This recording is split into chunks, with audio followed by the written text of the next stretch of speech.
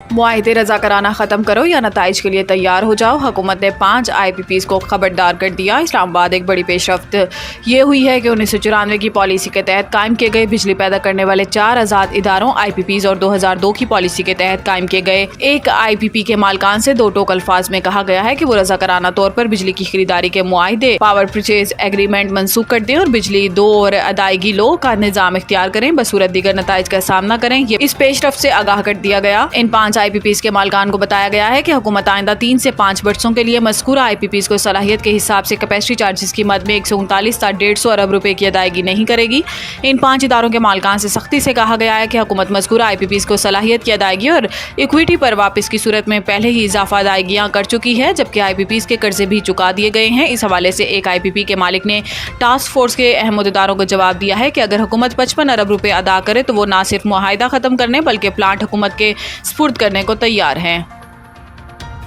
तारीख गवाह है, दोनों ममालिक ने हमेशा एक दूसरे पर भरोसा किया। चीनी सदर का शहबाज शरीफ को सालगिरह पर खत। चीनी सदर ने अपनी तहनीती खत में लिखा है कि आपकी सालगिरह पर मुबारकबाद और नेक तमन्नाओं का इजहार करता हूँ। आपके लिए अच्छी सेहत और हर कदम कामयाबी की तमन्ना है। इन्होंने कहा कि पाकिस्तान और चीन कठिन और अच्छे वक्तों के स्ट्रेटेजिक ताउन के शराकतदार हैं। तारीख गवाह है कि दोनों ममालिक ने हमेशा एक दूसरे पर भरोसा किया और एक दूसरे का साथ दिया। चीनी सदर ने खत में मजीद कहा कि आपसे मिलकर चीन पाकिस्तान स्ट्रेटेजिक ताउन बढ़ाने, CPEC पर काम करने और मुतअद्दिद शोबों में ताउन का ख्वाह हूँ।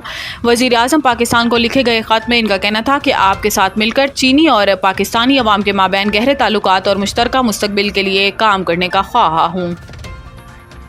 अज़मा बुखारी वीडियो केस, अदालत DG FIA की अदम पेशी पर बरहम, ट्रैवल हिस्ट्री तलब कर ली। लाहौर हाई कोर्ट की चीफ जस्टिस आलिया नीलम ने अज़मा बुखारी की नाजेबा फेक वीडियो के खिलाफ दरखास्त पर समाअत की, जिस सिलसिले में सरकारी वकील और अज़मा बुखारी के वकील अदालत में पेश हुए। दौरान समाअत जस्टिस आलिया नीलम ने इस्तफसार किया कि DG FIA कहाँ है। इस पर सरकारी वकील ने आगाह किया कि वो सरकारी सतह पर मीटिंग के लिए चीन गए हैं। चीफ जस्टिस ने कहा कि आइंदा समाअत पर DG FIA खुद पेश हों, बोर्डिंग पासिस और ट्रैवल हिस्ट्री पेश की जाए। अपने DG को बता दीजिएगा कि अदालत से खेलना इतना आसान नहीं। FIA को आदत है लोगों को ऑफिस बुला के पकड़ने की, खुद ऑफिस से बाहर नहीं निकलते। बादशाह अदालत ने केस की समाअत 30 सितंबर तक मुलतवी कर दी।